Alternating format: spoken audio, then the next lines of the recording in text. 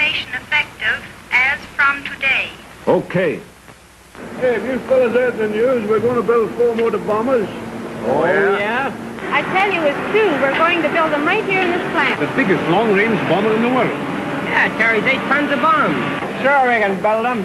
Well, we couldn't have built them a couple of years ago, but we can now. Yes, we can build the biggest bombers now. We've got the materials, aluminum from Alvida, nickel from Sudbury, magnesium from Haley, supply trains running day and night from distant raw material sources to the assembly plants. All we need now is the tools. Sure, we can handle the job, but we've got to have machine tools and plenty of them. Do I need many? Brother, the tools I haven't got, you could just about squeeze into Varsity Stadium. I know they're scarce, but it takes 10,000 jigs and tools to turn out an aircraft the size of the Lancaster.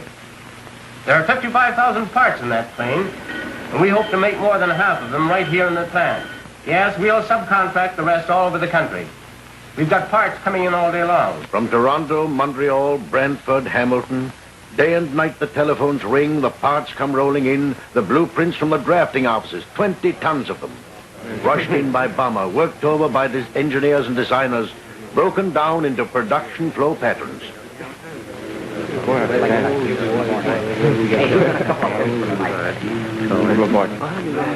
They don't look like much when you see them reduced to a few thin sheets of microfilm. But study them a little while, and you'll see that you'll need thousands of men to put that plane into regular production. Thousands of skills, and among them 300 of the rarest of all, the key men of mass production, tool makers. All the tool makers you can get. Want to see me? Yes, Jack. I've got 30 tool makers, and I need 300. 300? Where are you going to get them? Can you spare me any men from production? Not real tool makers. Well, they don't have to be. If they can handle the drill or know how to handle a file, send them over. We'll make tool makers out of them. And we made tool makers out of them. Farmers, laborers, men from converted industries, even housewives. And while we were training the men and women, while we were building all the jigs and tools we could, we went after the special machines we couldn't make. Look, we're tooling up for Lancaster production, and we need spar milling machines. When can you make delivery? Priority? Yes, we've got a triple-plated grade A priority on everything we need. That's how we went to work. First came the jigs and dies. For the aircraft, what the mold is to a coin. But as the new coin is only the first of thousands, so our first fuselage parts were soon followed by others on the flow production line. We call it a marriage when the 3 parts of the fuselage are joined for the first time.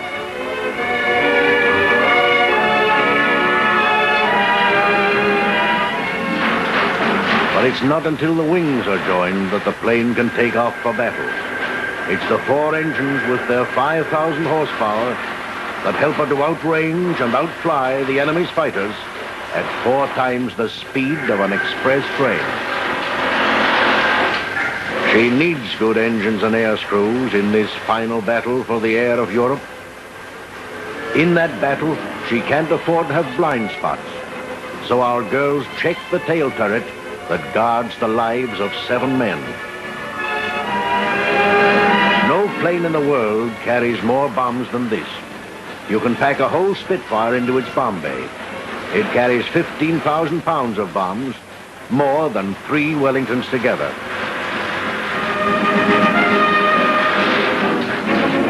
It's a night bomber, and in a raid it's got to be blacked out like a house. Seats in a battle plane don't have to be upholstered.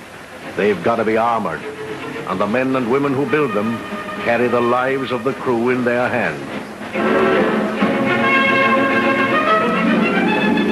We used to wonder if every small part was worth all the care and trouble we gave it. But then someone would remind us that a plane's whole mission depended on every part, and on the hidden parts most of all. Finally, we gave the ship her first name.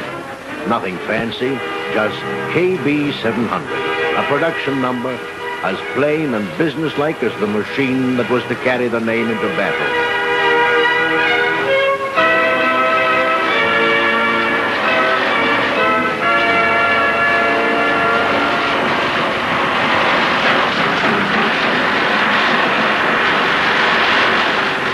Yes, she was nearly ready for battle. And as we looked at that long, slender plane, we thought of all the work we'd put into it, the months of effort, and now the reward. Some had doubted that the thing could be done, but we knew we could do it. A Canadian job, needing only a Canadian crew.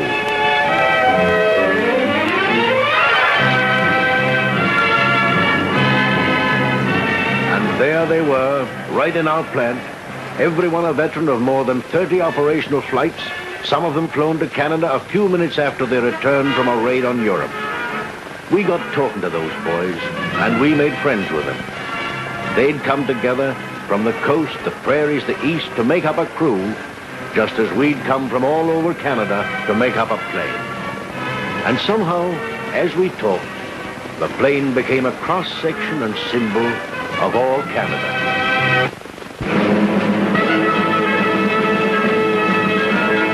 The last day before the plane was ready for its flight, we had a party at the plant, open house for everyone. The girls and fellas showing each other the job they'd done on the big ship. And as the dawn broke over the roofs of the plant, we took our big plane out of her hangar slowly onto the gray concrete runway. Remember, this was to be our last contact with her. To us, she was a living thing.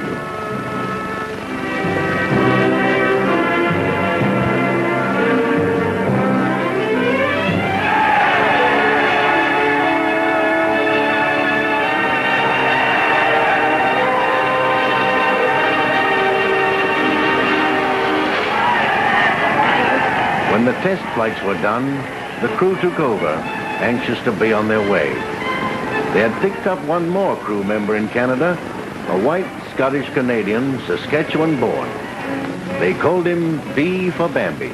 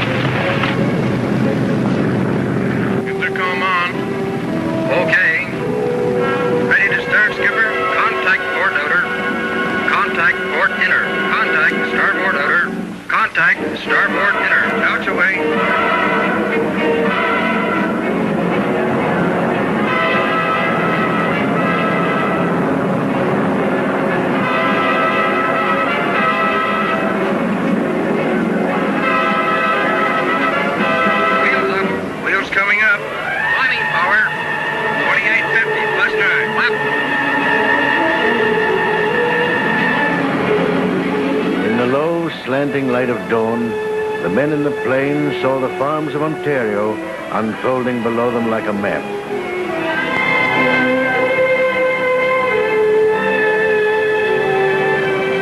First course, 087 degrees, 087 degrees. Then, as the navigator set his course for England, the coast of the Maritimes gave way to the gray Atlantic. The boys kidded among themselves as they crossed the ice floes way out at sea. I wonder who's taking Joyce out tonight. I don't know. She probably wasn't going to meet Mike anyway. Oh, yeah? You guys are just jealous because she wouldn't give you a tumble.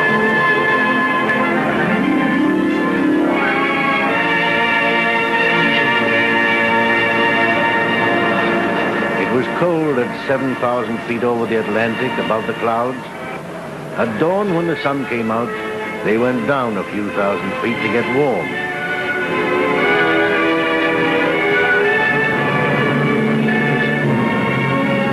Then suddenly, the meadows of old England, as gently they eased her down to journey's end.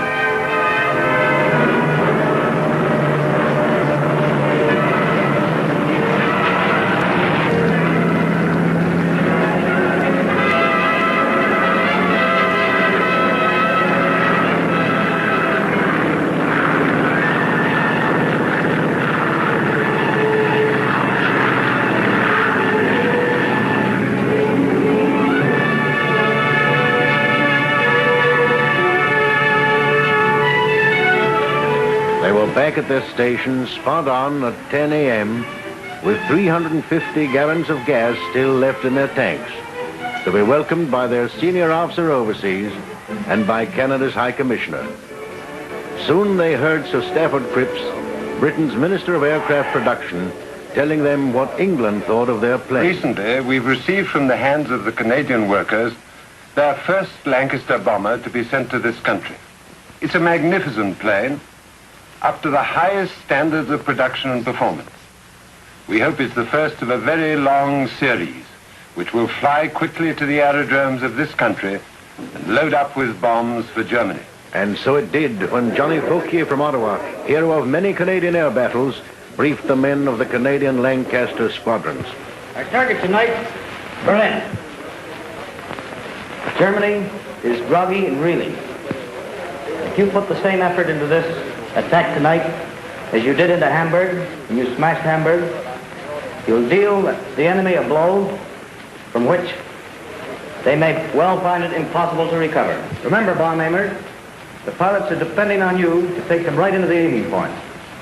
Now, it's up to you, men. Good luck to you, and off you go. How's the kite, Jimmy? All set, sir. We'll smarten up this trip.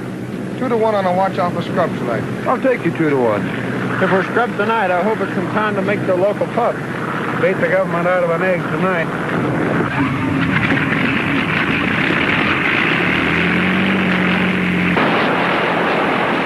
The Battle of France, the Battle of Britain, the Battle of the Mediterranean, and now the Battle of Europe. 1,000 planes, 7,000 men, 5 million pounds of bombs hurled against targets 600 miles away.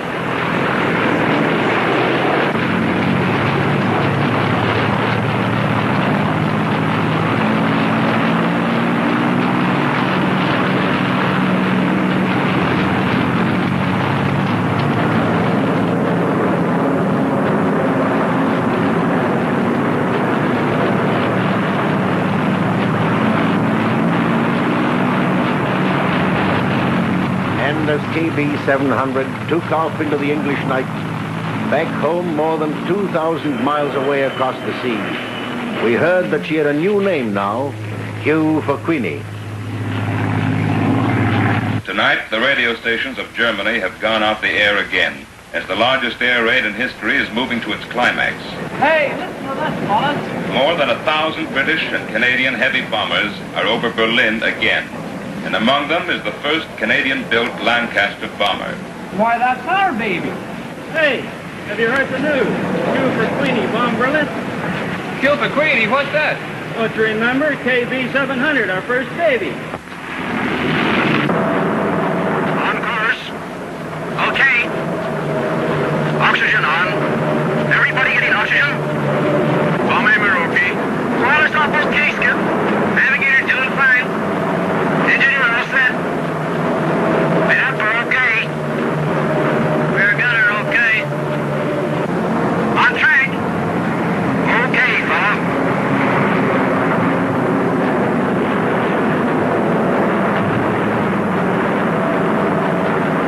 Bomb fuse, nose and tail.